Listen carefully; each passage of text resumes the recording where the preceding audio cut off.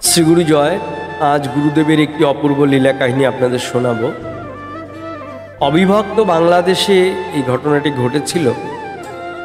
গুরুদেব যখন ওই গ্রামে যেতেন তখন মানুষ অনেকেই সন্দেহ করত এবং বিভিন্নভাবে গুরুদেবকে পরীক্ষা করার চেষ্টা করত বা পরীক্ষাও করত, এবং তিনি যে প্রকৃত সাধু বা তার যে ঐশ্বরিক ক্ষমতা আছে সেগুলো তারা অনেকেই পরীক্ষা করার চেষ্টা করতো বা করতো।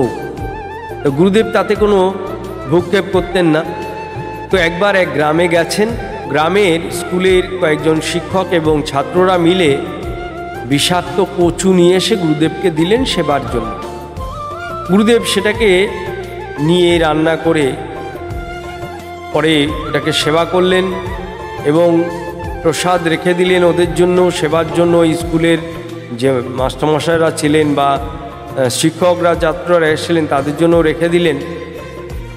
তারা যখন এলো, গুরুদেব যখন তাদেরকে এই প্রসাদ দিতে গেলেন তখন তারা ভয়ে ভয়ে নিতে চাইছে না, কিন্তু গুরুদেব দিলেন। তারপরে অবশেষে তারা নেওয়ার পর দেখলো যে তারা যে বিষাক্ত কচু দিয়েছিল সেটি এখন অমৃতের সমান, এবং তারা তাদের ভুল বুঝতে পারল এবং গুরুদেবের কাছে ক্ষমা চাইল।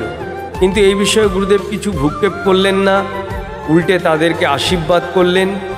এবং এই যে গুরুদেবকে পরীক্ষা করার ব্যাপারটা, এটা ওরা অনুতপ্ত হলো।